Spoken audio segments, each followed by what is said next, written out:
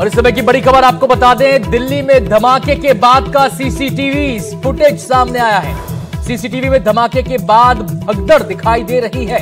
दिल्ली में धमाके के बाद का सीसीटीवी और सीसीटीवी में आसपास के पूरे इलाके में भगदड़ दिखाई दे रही है। ये सीसीटीवी की तस्वीरें भी हम आपको जल्द ही दिखाएंगे।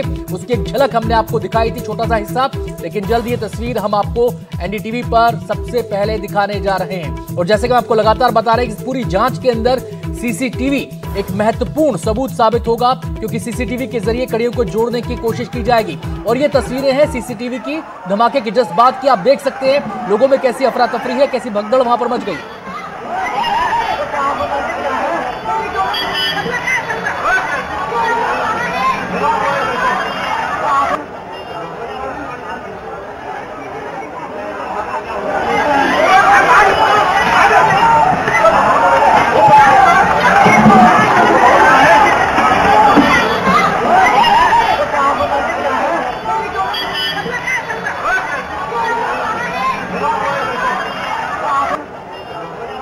तो इस समय आप सीसीटीवी की जो तस्वीर देख रहे हैं उसके कोने में लेफ्ट हैंड साइड पे आपको टाइमिंग भी नजर आ रहा होगा। वो टाइमिंग है 6:51 पर यह धमाका हुआ। ये सीसीटीवी की जो तस्वीर है उसमें जो टाइमिंग है उसमें हम देखकर आप अंदाजा लगा सकते हैं, क्योंकि पहले टाइमिंग आ रहा था कि 6:55 या 7 बजे के आसपास हुआ, लेकिन जो एग्जैक्ट टाइमिंग इस सीसीटीवी फुटेज में आप देख सकते हैं धमाके के बाद की जो भगदड़ है वो सीसीटीवी फुटेज दिखा रहा है कि 6:51 का वो समय था जिस समय यह धमाका हुआ।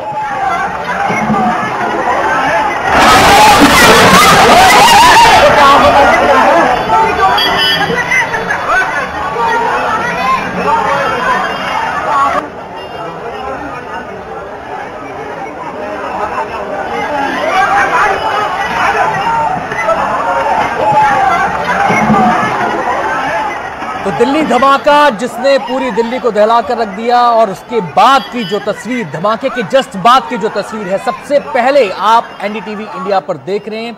ये तस्वीरें, ये एक सीसीटीवी की तस्वीरें हैं। हालांकि अभी ये साफ नहीं है कि कौन से कोण का सीसीटीवी है, क्योंकि वहां पर बहुत सारे सीसीटीवी लगे हैं। जिस रेड लाइट के करीब ये धमाका हुआ था वहां पर भी 4-5 सीसीटीवी कैमरे लगे हुए थे अलग अलग एंगल पर, और दुकानों के पास भी सीसीटीवी कैमरे। आपको बता दें कि लाल किले का जो पूरा एरिया है हाई सिक्योरिटी जोन है, सेंसिटिव जोन उसको माना जाता है सुरक्षा के लिहाज से। वहां पर सुरक्षाकर्मी मौजूद रहते हैं, लोगों की काफी आवाजाही वहां पर मौजूद रहती है। और जैसे ही धमाके की आवाज आई और इस धमाके की आवाज LNJP अस्पताल तक सुनी गई थी, और जो आसपास की इमारतें थी उनके शीशे टूटे हैं, मेट्रो स्टेशन के शीशे तक टूट गए, बाकी कई गाड़ियां उसकी जद में जब आई तो उन गाड़ियों के परखच्चे उड़ गए। और वहां पर लोगों के चेहरों पर आप दहशत साफ देख सकते हैं। धमाके के बाद का जो माहौल था अफरा तफरी का, वो इन तस्वीरों में कैद हो गया।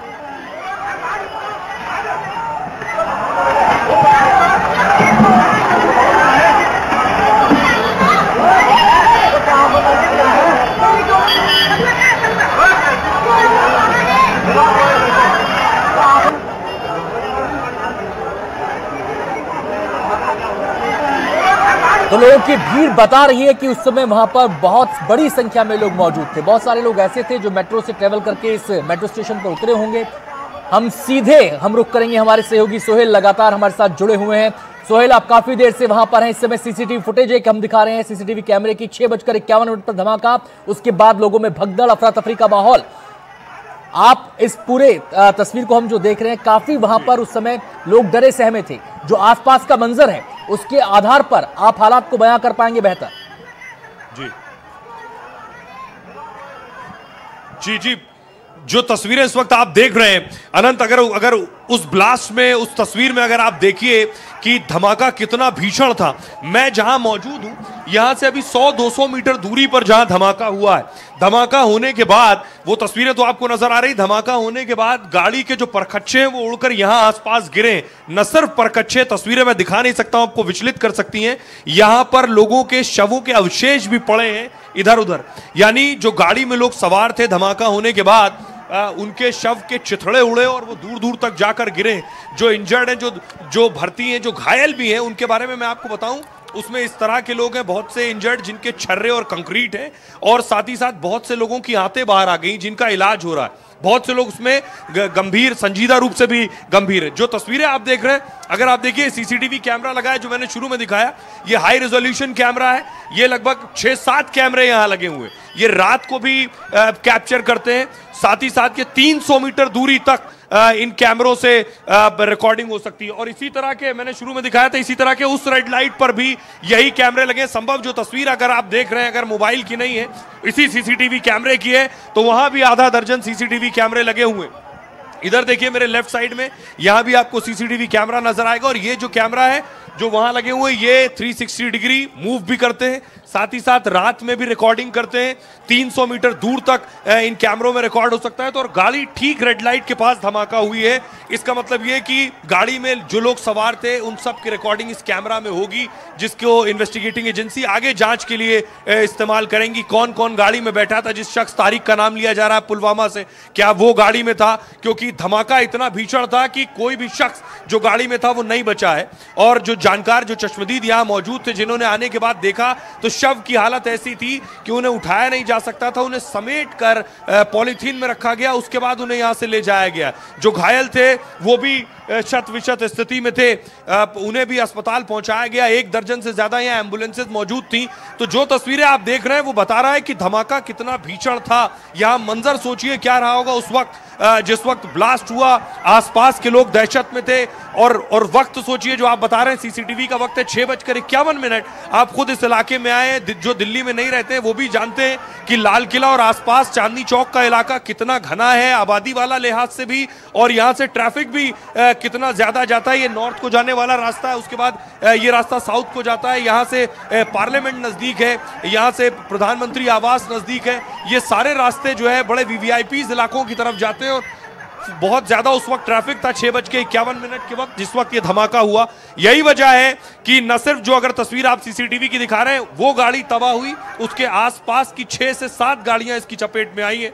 जिन गाड़ियों में लोग बैठे थे, बताया गया I-10 में 3 लोग बैठे थे, संभव है उन तीनों लोगों की जान चली गई। उसमें क्या सुसाइड बॉम्बर, आत्मघाती हमलावर भी थे, ये जांच एजेंसियां इसकी जांच करेंगी। लेकिन आसपास की गाड़ियों में जो लोग सवार थे उनकी जानें भी गई हैं। वो ये बताता है कि ये धमाका इतना भीषण था कि आसपास के लोगों को भी चपेट में लिया। इनका मकसद क्या था? क्या उस वक्त ट्रैफिक ज्यादा होता और ज्यादा जान माल का नुकसान होता, ये मकसद था? ये सारी चीजें बेशक जांच का विषय है। और फिलहाल ये सीसीटीवी जो आप दिखा रहे हैं, ये भी इन्वेस्टिगेटिंग एजेंसियों के लिए एक बड़ा सबूत है। वो बेशक समझ पाएंगी, जिससे गाड़ी का नंबर भी समझ में आया है कि कौन सी गाड़ी थी। I-20 जो गाड़ी थी किसकी गाड़ी थी, इसके रजिस्ट्रेशन नंबर के जरिए इसके मालिक तक पहुंची है एजेंसियां, और इसी जरिए से तार जुड़ेंगे। संभव है ये गाड़ी कहां से आ रही थी, क्योंकि ये सिर्फ गाड़ी यहां से नहीं, ये गाड़ी पीछे से जहां भी आ रही थी, इस पूरे रूट पर जो सीसीटीवी लगे हुए 150 से ज्यादा सीसीटीवी है, सारे सीसीटीवी के जरिए ये संभव है पता चले ये गाड़ी कहां से चली है, जिसके बाद यहां आकर इसमें धमाका हुआ है। और बहुत मुश्किल नहीं होगा एजेंसियों के लिए, क्योंकि ये देश की राजधानी दिल्ली है और पहले से ही अत्याधुनिक उपकरणों के साथ संसाधनों से लैस है, हाईटेक है हर लिहाज से। क्योंकि ये जो कैमरे हाई डायमेंशन कैमरे हैं और ये हर जगह दिल्ली में चप्पे चप्पे पर मौजूद है। ये पुलवामा की गाड़ी, हरियाणा नंबर की गाड़ी कैसे दिल्ली में एंटर हुई, ये सारी मालूमात जांच एजेंसियों को आसानी से हो जाएगी। और मुझे लगता है कि बहुत कम वक्त में जांच एजेंसियां उन लोगों तक भी पहुंच जाएंगी जिन्होंने इसको अंजाम दिया। क्या दिल्ली में स्लीपर सेल मौजूद थे? अब बड़ी बात यह है, क्या इन स्लीपर सेल को एक्टिव किया गया? अब जांच एजेंसियां इस एंगल से जांच करेंगी। बहुत बड़ी बात यह कि आज देखिए, आज दिन भर में जो बड़ी गिरफ्तारियां हुई है, डॉक्टर मुजम्मिल और डॉक्टर आदिल की गिरफ्तारी हुई, जो पेशे से डॉक्टर हैं, जो यहां प्रैक्टिस कर रहे थे, और उनके पास से 3000 किलो विस्फोटक, 2900 किलो विस्फोटक मिलना और फौरन अटैक होना।